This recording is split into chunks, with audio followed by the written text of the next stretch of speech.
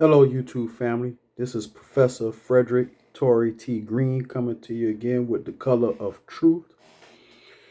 And with this episode, I want to take the opportunity to debunk some myths and reframe the thought process of someone that you are familiar with, but you might not be totally familiar with the story.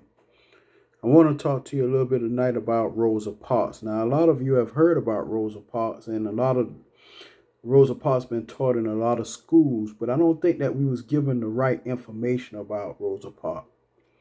One myth I would like to debunk is that Rosa Parks was not some tired old woman. She was tired of what was going on with the rampage that the Ku Klux Klan was reigning upon the area. She was tired of the bigotry, the racism. One of the other myths I like to debunk is that when Rosa Parks refused to give up her seat, it wasn't because she was sitting in the wrong session. It was because usually what would happen on the bus is that the middle front rows were reserved for African Americans. Well, when the bus fills up and white men were forced to stand, they would oftentimes take the seats of that were reserved for African Americans. Well, during this time, everybody got up, but Rosa Parks refused to get up. Now, she had got up and left the bus 12 years earlier by the same bus driver, but she said she wasn't going to give in this time. Another myth I would like to debunk is that she didn't do it with Dr. King. Dr. King came afterwards. Later on, she was instrumental in Dr. King coming to the MIA to begin the Montgomery bus boycotts. But Rosa Parks had already had her own revolutions going on. She was already a teacher.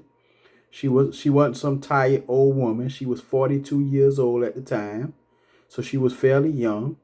Her feet didn't hurt, like some may say, oh, she was this old woman that sat down and her feet was hurting. No, she was already an activist.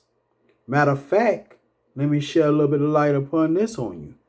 That Rosa Parks' grandfather, named Sylvester Edwards, who was the son of a plantation owner, was known to board up the house and stand by the door with a shotgun, waiting for anybody to darken his doorstep that was classified as a Ku Klux Klan member to send him to God. And this is all in her autobiography. So I just wanted to take this time to give you a little bit more insight. Drop a comment, smash the likes for me, and also subscribe.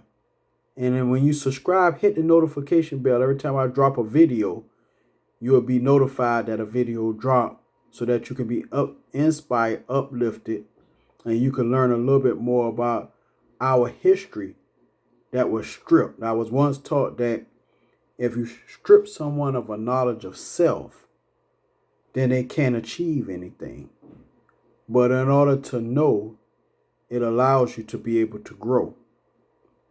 So once again, I thank you for tuning in to Color of Truth as I uncover the real secrets of the real color of truth.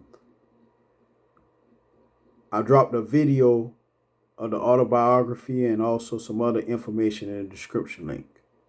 Check it out. Color of Truth.